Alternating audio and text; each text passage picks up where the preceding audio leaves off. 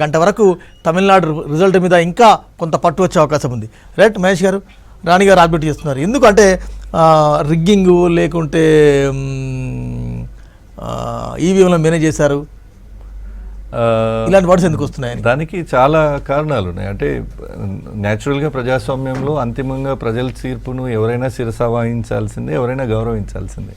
కానీ ప్రశ్న ఎక్కడ ఉత్పన్నమవుతుందంటే అసలు వచ్చేది ప్రజా తీర్పా, మోడీ గారు అజ్ఞానేష్ కుమార్ సెంట్రల్ ఎలక్షన్ కమిషన్ కలిసి ఇచ్చుకుంటున్న తీర్పా అనేది ప్రజల్లో ఉన్నటువంటి చర్చ.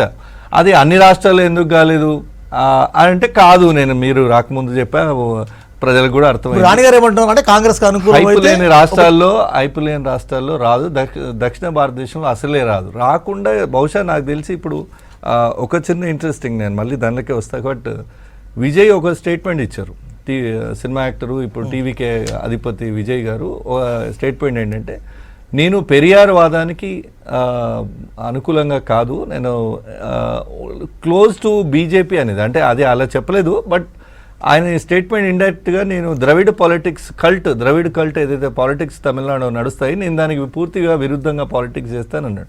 బహుశా ఆ ఇంటెన్షన్తో డైరెక్ట్ బీజేపీ గెలవకపోతే విజయ్ గెలిస్తే బాగుంటుందని అన్న ఆలోచన వేశారో ఏంటో తెలీదు. అంటే డైరెక్ట్గా బీజేపీ గెలిస్తే ఎవడైనా ఒప్పుకోడు కదా తమిళనాడులో. ఒప్పుకుంటారా మీరు చెప్పండి జస్ట్ ఆనెస్ట్గా? తమిళనాడులోనో కేరళలో అసలు మీరు ఇంతసేపు కేరళ టాపిక్ వస్తలేదు మీకు, ముందు మోడరేటర్ కానీ వీళ్ళు కానీ. ఆడ కాంగ్రెస్ యూడిఎఫ్ కూటమి కాంగ్రెస్ నుంచి 86 స్థానాలు గెలిస్తే ఎల్డిఎఫ్ 50 స్థానాల్లోనే ఉంది, బీజేపీ 3 స్థానాల్లో లీడులో ఉంది, 3 స్థానాలు. ఓకే, ఇప్పుడు వారు రాణి గారు ఒక ఆర్గ్యుమెంట్ లేవనెత్తారు, దేశవ్యాప్తంగా మేము చేస్తున్న అద్భుతమైన అభివృద్ధి కార్యక్రమాలు చూసి ప్రజలు మాకు మళ్ళీ పట్టం కడుతున్నారు అన్నారు. బహుశా ఇఫ్ ఐఎమ్ రాంగ్ మీరు నన్ను కరెక్ట్ చేయొచ్చు కూడా. కేరళలో 100% అక్షరాస్యత రేటు ఉన్నటువంటి ప్రాంతం. అంటే నువ్వు ఏ ఇంటికి పో చదువుకున్నవాడు ఉంటాడు, మినిమం గ్రాడ్యుయేషన్ రాష్ట్రం కదా. వాళ్ళకి ఎందుకు మోడీ గారి స్కీమ్స్ అర్థమైతే లేవంటారు? అంటే జస్ట్ నా ఊరికి ఒక ప్రశ్న. నేను అంటే జనరల్ ప్రజల్లో ఒక చర్చ ఏంటంటే, కేరళలో విద్యావంతులు మొత్తం 100% విద్యావంతులు, మోడీ గారు చేస్తున్న ఈ అద్భుతమైన అభివృద్ధి కేరళ ప్రజలకు ఎందుకు కనబడక బీజేపీకి 3 స్థానాలు ఇచ్చారో రాణి గారు చెప్పాలి. 1, 2 ఇది నేనేమంటా, ఈవీఎంలు, ఓట్ చోరీ రెండింటి మీద ఈ రోజు వరకు నా మోడీ గారు కానీ దేశం అంతా కోడై కూస్తుంది, మోడీ ఓట్ చోరు, బీజేపీ ఓట్ చోరు, ఎలక్షన్ కమిషన్ ఓట్ చోరులకు సహకరిస్తుందని అజ్ఞానేష్ కుమార్ కానీ లేదా మోడీ గారు ఇద్దరు ఓట్ చోరీ మీద కానీ ఎక్కడ క్లారిఫికేషన్స్ ఇవ్వలేదు ఈ రోజు వరకు కూడా. అన్ని ఆధారాలతో వారు ఇందాక ఒక మాట అన్నారు, వాళ్ళకి మొత్తం యాంపుల్ ఆఫ్ టైం ఇచ్చి మేము ఏదో చెప్తున్నా, ప్రజలకు తెలియాలి కదా. ఒక్క మాటే చెప్తానా, ఎక్కువసేపు వద్దు. ఒకటి ఏంటంటే, వాళ్ళు ఏమంటుండ్రు, గ్రామంలో ఒక ఇంట్లో ఓట్లు ఎటువంటివి కూడా అక్కడ స్థానిక కార్యకర్తలు చెప్పగలుగుతారు అని. సరే, అది ఒక అంచనా. కానీ మీకు ఆధారాలతో ఇచ్చిన అసలు వానికే తెలియకుండా వాని ఓట్లు కట్ అవుతున్నాయి, బతుకున్న ఓట్లు కట్ అవుతున్నాయి, అట్లా 60 లక్షల ఓట్లు కట్ చేసి ఎవడు ఈ దొంగ అని అడిగితే, ఓట్ చోరు ఎవడు అని అడిగితే ఇప్పటి వరకు ఎలక్షన్ కమిషన్ స్పందించొద్దా అండి?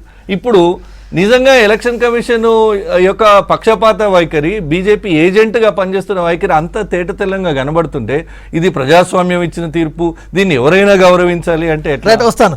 కేరళలో పూర్తి మెజార్టీ దిశగా కాంగ్రెస్ పార్టీ కూటమి దూసుకెళ్తుంది. దక్షిణాదిలో కర్ణాటక, తెలంగాణలో ఇప్పటికే కాంగ్రెస్ ప్రభుత్వాలు ఇక్కడ ఉన్నాయి. తాజాగా కేరళలో కూడా కాంగ్రెస్ ప్రభుత్వం కొలువుదీరబోతోంది. ఒకసారి తమిళనాడు వెళ్దాం. తమిళనాడులో స్టాలిన్ సహా డిఎంకే ప్రముఖులు వెనుకంజలో ఉన్నట్టు వార్తలు వస్తున్నాయి. కొలత్తలూరులో స్టాలిన్పై టీవీకే అభ్యర్థి ముందంజలో ఉన్నారు. రైట్, లగ్గన్ గారు పొలిటికల్ అనలిస్ట్ వారు ఇప్పుడే జాయిన్ అయ్యారు. లగ్గన్ గారు మార్నింగ్ అండి. రైట్, 5 రాష్ట్రాల ఫలితాలు, ఎక్కువ క్యూరియాసిటీ, రాజకీయ ఆసక్తి పశ్చిమ బెంగాల్ ఇప్పటిదాకా ఉండింది, కానీ ఇప్పుడు తమిళనాడు ఉంది. తమిళనాడులో కింగ్ మేకర్ అనుకున్న విజయ్ కింగ్ అయ్యే పరిస్థితికి వచ్చింది. ఏం తమిళనాడులో ఏం మిరాకిల్ జరిగింది? వెస్ట్ బెంగాల్ అంచనా ఏంటి? అంటే తమిళనాడు ఎలక్షన్ ఫస్ట్ నుంచి కూడా యాక్చువల్గా మనం సౌత్లో చూస్తే కేరళ, తమిళనాడు క్లిఫ్ హ్యాంగర్గానే ఉంది. అయితే తమిళనాడులో మల్టిపుల్ నెరేటివ్స్ వర్కౌట్ అయినాయి. అయితే అందరూ అంటే ఫస్ట్ సినారియో ఏంటంటే, విజయ్కి ఎంత ఓట్ పర్సెంటేజ్ వస్తుందో ఎవరికి తెలియదు, ఎందుకంటే ఫస్ట్ టైం కంటెస్ట్ చేస్తాం. కానీ ఒక ఇంట్రెస్టింగ్ అంటే అనాలిసిస్ పాయింట్ ఆఫ్ వ్యూలో మీకు ఒకటి చెప్తాను. ఏంటంటే, మనము టిపికల్గా పొలిటికల్ టెర్మినాలజీలో, అంటే I'm being applied politics student, bellwether seats అంటాం మనం. అంటే బెల్వెదర్ సీట్స్ అంటే ఇది నథింగ్ బట్ లాస్ట్ 30-40 ఇయర్స్లో, అంటే ఒక 5-6 డికేడ్స్లో ఆ పర్టికులర్ కాన్స్టిట్యున్సీలో ఎవరైతే గెలుస్తారో వాళ్ళే గవర్నమెంట్ ఫామ్ చేస్తారు. అయితే మల్టిపుల్ రీసెర్చ్లో తమిళనాడులో జరిగింది ఏంటంటే, మనం చూస్తే ఈ లాస్ట్ ఎలక్షన్లో very clear majority, Belvedere seats 5 తీసుకుంటే 5లో డిఎంకేకి అన్నిట్లో క్లియర్గా మెజారిటీ వచ్చింది. కానీ ఈసారి ఎంత విచిత్రంగా ఉందంటే if you take 5 seats bellwether seats తీసుకుంటే దాంట్లో ఏ సీట్లో కూడా ఎవరికి పూర్తి ఆధిక్యత వచ్చినట్టు కనపడలేదు. అంటే that shows the whole state is different పోలరైజ్గా ఉన్నట్టు అర్థమవుతుంది. అంటే కొన్ని సీట్లో డిఎంకేకి, కొన్ని సీట్లో ఏఐడిఎంకేకి, కొన్ని సీట్లో విజయ్కి ట్రాక్షన్ వచ్చినట్టు కనపడింది.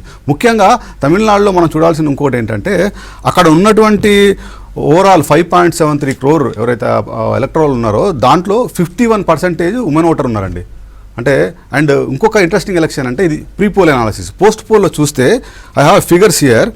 యాక్చువల్గా 2.52 crore ఉమెన్ అంటే ఓటర్సే ఓటింగ్లో పాల్గొన్నారు. తర్వాత 2.35 crore మెన్ అంటే ఓటర్స్ పాల్గొన్నారు. అయితే ఉమెన్ ఓటర్స్ మెన్నే అవుట్ క్లాస్ చేశారు. ఎంతంటే 17.25 lakhs ఉమెన్ ఓటర్స్ ఎక్కువ ఓట్ చేశారు దీంట్లో పర్సంటేజ్. సో అండ్ ఇంకొక ఇంట్రెస్టింగ్ ఫ్యాక్టర్ ఏంటంటే తమిళనాడులో 40% ఓటర్స్ బిలో 40 years ఏజ్ ఉన్నారు. వీళ్ళందరికీ కూడా యాక్చువల్గా మీరు చూస్తే జెన్జీలో కానీ తర్వాత ఉమెన్లో కానీ తర్వాత చాలా అంటే ఎడ్యుకేటెడ్ క్లాస్లో కానీ విజయ్ క్రేజ్ కనపడింది. There is no doubt in that. Clear కనపడుతుంది క్లియర్. అంటే ఇది అంటే ప్రీ పోల్ అనాలిసిస్లో కూడా కనపడింది క్లియర్గా. అయితే ఈ ఓవరాల్గా చూస్తే ఇంకొక సినారియో మనం డిఎంకేకి అంత బ్యాడ్గా ఎందుకు ఇంపాక్ట్ అయిందా అని చూస్తే మనము April 9 అంటే కొంచెం ముందుకెళ్ళి చూస్తే April 9 మనకి కేరళ ఎలక్షన్ అయిపోయాక రెండు రాష్ట్రాల ఎలక్షన్ మిగిలిపోయినాయి. 23rd 29th ఒకటేమో తమిళనాడు, ఇంకోటేమో బెంగాల్ మిగిలినాయి. మరి April 9 వరకు అంతా మాహోల్ అంతా ఖాళీగా ఉంది. 5 రాష్ట్రాల ఎలక్షన్. April 9 ఏం చేసింది బీజేపీ యాక్చువల్లీ యాజ్ బ్రాట్ ఒక చిన్న ఫీలర్ వదిలింది. ఏంటంటే రానున్నటువంటి 2-3 రోజుల్లో మేము ఒక బిల్ పార్లమెంట్లో స్పెషల్ బిల్ తీసుకొస్తున్నాము. ఆ బిల్ తీసుకురాగానే దాని మీద ఏదో చర్చ జరుగుతుందనంటే ఒక ఫీలర్ వదిలింది. అది రాగానే ఫస్ట్ డిఎంకే దాన్ని క్యాచ్ చేసింది. ఏం చేసింది, డిలిమిటేషన్ చేస్తున్న సౌత్కి నష్టం అవుతుందని చాలా ఓన్ చేసుకున్నారు. చాలా ఎఫెక్టివ్గా గ్రాస్ రూట్లోకి వెళ్ళారు. వెళ్ళినాక సడన్గా మీరు చూస్తే అంటే గమనిస్తే 14th 15th వచ్చేసరికి మొత్తం సినారియో మారిపోయింది. మహిళా రిజర్వేషన్ బిల్లు బీజేపీ స్ట్రాటజిక్గా తీసుకొచ్చింది. అంటే వాళ్ళకి ముందు నుంచి ఉంది కానీ బట్ ప్రాబ్లీ నేను కూడా అంటే ఒక అనలిస్ట్ కీ పాయింట్ మీరు చెప్తున్నారు. That's what I'm saying. So మీరు చూస్తే నేను ఇన్ఫాక్ట్ ఒక అనలిస్ట్గా నేను కూడా అనుకున్నాను. అంటే అదేంటి ఇంత క్రూషియల్ టైంలో ఇంత క్రూషియల్ స్టేట్స్ ఎలక్షన్ ఉన్నప్పుడు సెంట్రల్ గవర్నమెంట్ ఈ బిల్ ఎందుకు తీసుకొస్తుంది, ఎందుకు డిలిమిటేషన్ వల్ల వాళ్ళకి నష్టం జరుగుతుంది సౌత్ ఇండియాలో అనుకున్నా. కానీ అది అనూహ్యంగా 14th 15th వచ్చేసరికి మహిళా రిజర్వేషన్ బిల్ మీదకి వచ్చింది.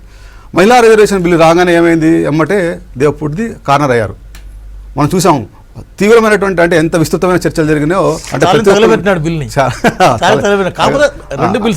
తగలబెట్టారు. సో మనకి ఒకటి మనం అవునన్నా కాదన్నా ఒకటి గుర్తుపెట్టుకోవాలి. ఇండియన్ ఎలక్షన్స్ చాలా పోలరైజ్ ఎలక్షన్ అండి.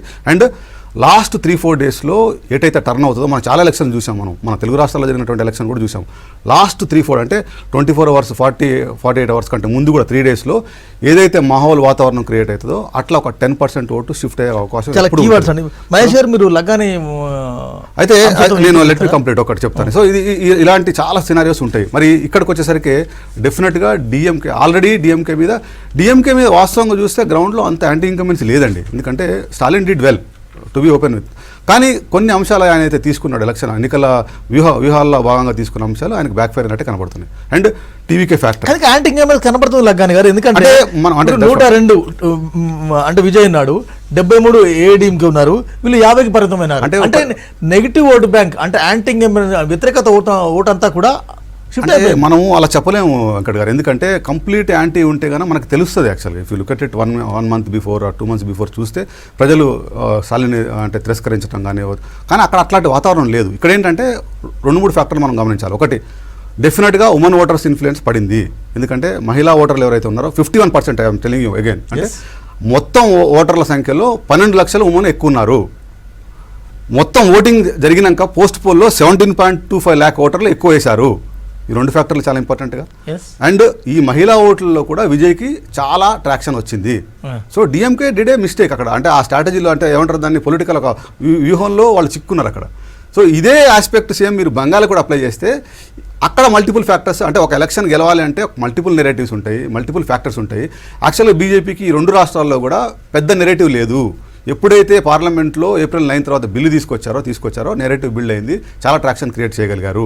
డెఫినెట్గా అది అడ్వాంటేజ్ అయింది. మీరు ఇంకొక విషయాన్ని గమనించాలా, ఈ ఎలక్షన్ ఒక 2-3 months మనం బిఫోర్ అనలైజ్ చేసుకుంటే ఏఐడిఎంకే ప్లస్ విజయ్ కలిస్తే అన్ని సర్వే రిపోర్ట్లు కానీ అన్ని అనాలిసిస్లు కానీ ఏం చెప్పారు, వాళ్ళు చాలా ఈజీగా గవర్నమెంట్ ఫామ్ చేస్తారని చెప్పారు. కానీ Vijay did not go with the AIADMK.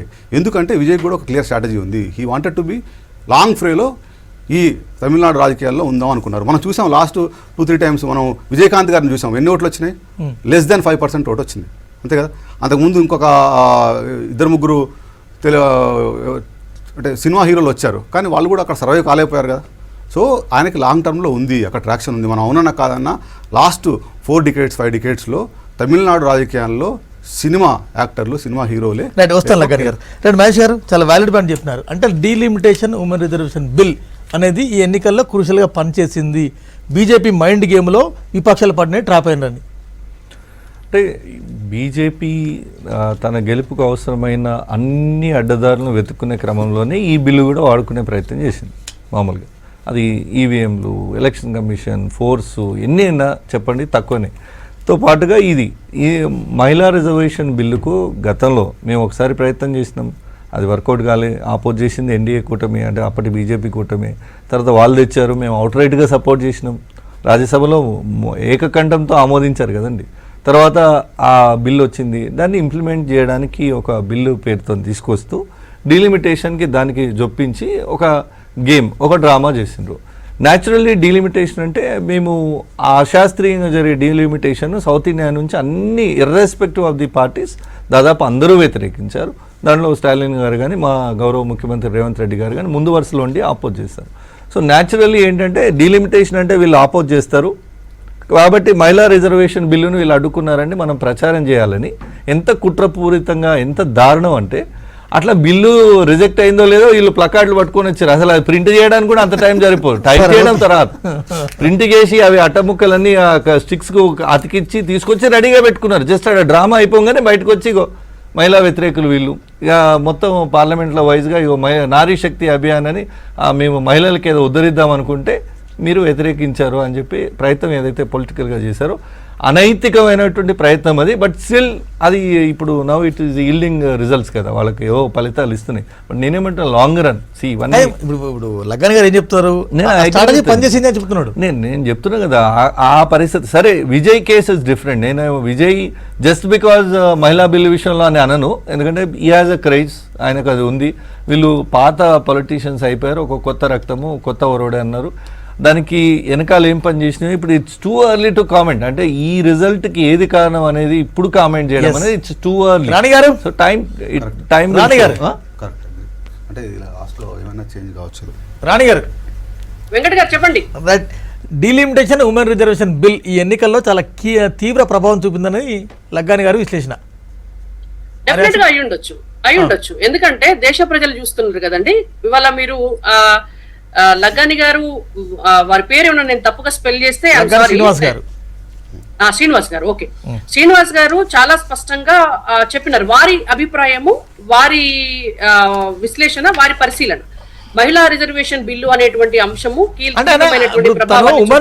Women pole part అని చెప్పినారు. తర్వాత ఉమెన్ అంత చెప్పినారు ఎంత పర్సెంటేజ్ అన్నది.